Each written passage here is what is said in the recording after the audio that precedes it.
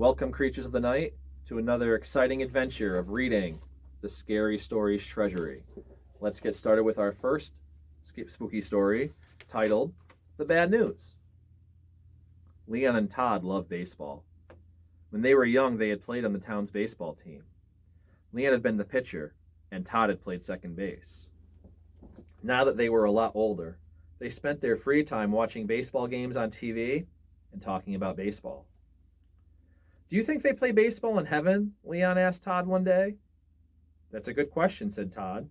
"The one who gets there first should let the other one know somehow."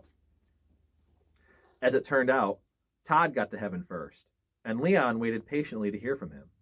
One day, Leon found Todd sitting in the living room, waiting for him. Leon was very excited to see him. What is it like up there?" he asked. "And what about baseball?" "When it comes to baseball," said Todd, "I have some good news and some bad news. The good news is that we do play baseball in heaven. We have some fine teams. I play second base on my team, just like I used to in the old days.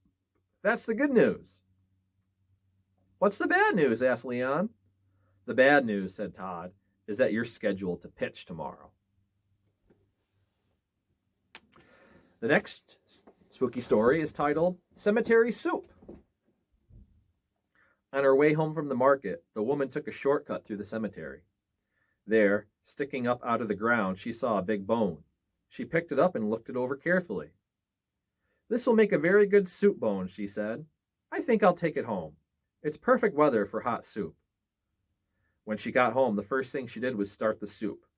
Into the big soup pot went water, carrots, green beans, corn, barley, onions, potatoes, and a snitch of beef, and some salt and pepper, and the bone. She brought it all to a boil, then brought it down to a simmer. "Yum," she said, sniffing and tasting it. "I can hardly wait until supper." Suddenly she heard a small voice. "Please give me back my bone." The woman paid no attention. Soon she heard the voice again. "May I have my bone back, please?" The woman was reading the newspaper, and again she didn't take any notice. In a little while, the voice spoke up once more. It was beginning to sound angry. "Give me back my bone." The woman kept on reading the paper. "Some people are too impatient," she muttered. Once more the voice spoke again. Now it sounded very angry, and it was so loud that the whole neighborhood shook. "I want my bone back!" The woman reached into the pot, grabbed the bone, and threw it out the window. In a voice just as loud, she shouted, "Take it!" There was an eerie silence. Then the woman heard footsteps scurrying away from the house down the road toward the cemetery. And then she got up and served herself some soup. The next spooky story is titled The Brown Suit. A woman came to the funeral parlor to see her husband's corpse. "You did a good job," she said to the undertaker. "He looks just the way he has always looked, except for one thing. My husband always wore a brown suit, but you have him dressed in a blue suit." "That is no problem," said the undertaker.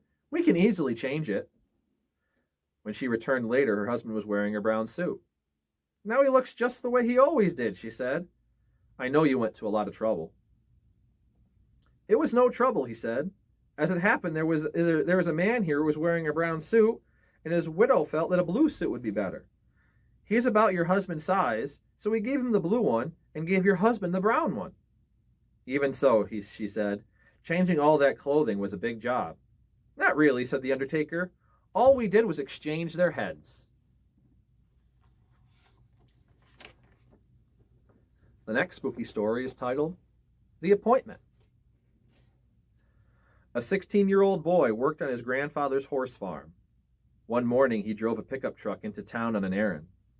When he was walking along the main street, he saw Death. Death beckoned to him. The boy drove back to the farm as fast as he could and told his grandfather what had happened. "Give me the truck," he begged. "I'll go to the city. He'll never find me there."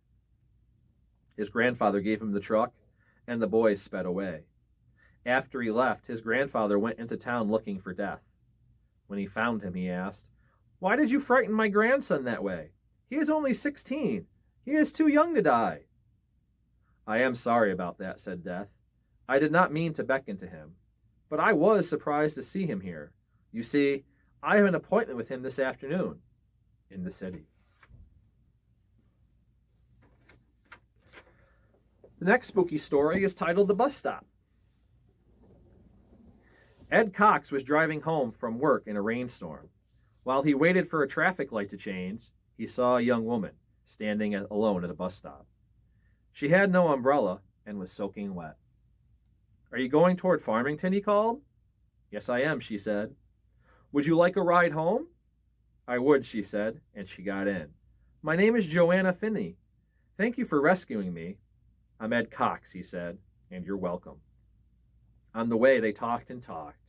She told him about her family and her job and where she had gone to school, and he told her about himself. By the time they got to her house, the rain had stopped. I'm glad it rained, Ed said. Would you like to go out tomorrow after work? I'd love to, Joanna said. She asked him to meet her at the bus stop, since it was near her office. They had such a good time, they went out many times after that. Always they would meet at the bus stop, and off they would go. Ed liked her more each time he saw her. But one night when they had a date to go out, Joanna did not appear. Ed waited at the bus stop for almost an hour. Maybe something is wrong, he thought, and he drove to her house in Farmington. An older woman came to the door. I'm Ed Cox, he said. Maybe Joanna told you about me. I had a date with her tonight. We were supposed to meet at the bus stop near her office, but she didn't show up. Is she all right?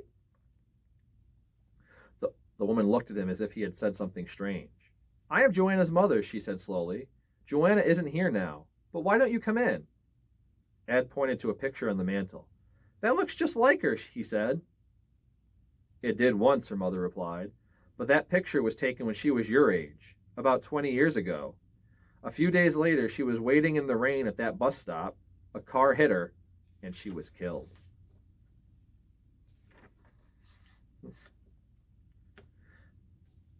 This next spooky story is titled, Just Delicious. George Flint loved to eat. Each day at noon, he closed his camera shop for 2 hours and went home for a big lunch his wife Mina cooked for him. George was a bully, and Mina was a timid woman who did everything he asked because she was afraid of him. On his way home for lunch one day, George stopped at the butcher shop and bought a pound of liver. He loved liver. He would have Mina cook it for dinner that night. Despite all his complaints about her, she was a very good cook. While George ate his lunch, Mina told him that a rich old woman in town had died. Her body was in the church next door. It was in an open coffin. Anyone who wanted to see her could. As usual, George was not interested in what Mina had to say. I've got to go back to work, he told her. After he left, Mina began to cook the liver. She added vegetables and spices and simmered it all afternoon, just the way George liked it. When she thought it was done, she cut out a small piece and tasted it. It was delicious, the best she had ever made. She ate a second piece, then a third. It was so good, she could not stop eating.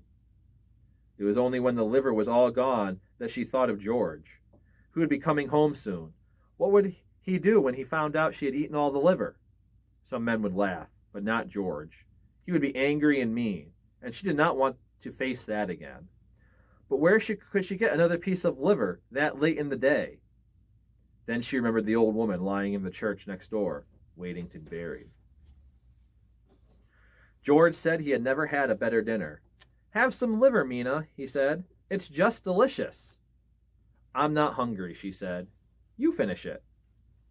That night, after George had fallen asleep, Mina sat in bed trying to read, but all she could think about was what she had done. Then she heard a woman's voice. Who has my liver? It asked. Who has it? Was it her imagination? Was she dreaming? Now the voice was closer. Who has my liver? It asked. Who has it? Mina wanted to run. No, no, she whispered. I don't have it. I don't have your liver. Now the voice was right next to her. Who has my liver? It asked. Who has it? Mina froze with terror. She pointed it to George. He does, she said. He has it. Suddenly the light went out, and George screamed and screamed. Our last spooky story for today is titled Hello, Kate. Tom Connors was on his way to a dance in the next village. It was a long walk through the fields and woods, but it was a soft, sweet evening, and he loved dancing. So Tom didn't mind. He had gone only a short distance when he noticed a young woman following him. Maybe she is going to dance, he thought, and he stopped and waited for her. As the woman got closer, he saw that it was Kate Faraday. They had danced together many times. He was about to call, "Hello, Kate," when suddenly he remembered that Kate was dead. She had died last year, yet there she was all dressed up for the dance. Tom wanted to run, but somehow it didn't seem right to run from Kate. He turned and started to walk away as fast as he could, but Kate followed him. She took a shortcut across the field, but still she followed. When he got to the dance hall, she was right behind him. There were a lot of people standing outside, and Tom tried to lose Kate in the crowd. He worked his way to the side of the building, then squeezed up against the wall behind some people. But Kate followed. She came so close, she brushed up against him. Then she stopped and waited.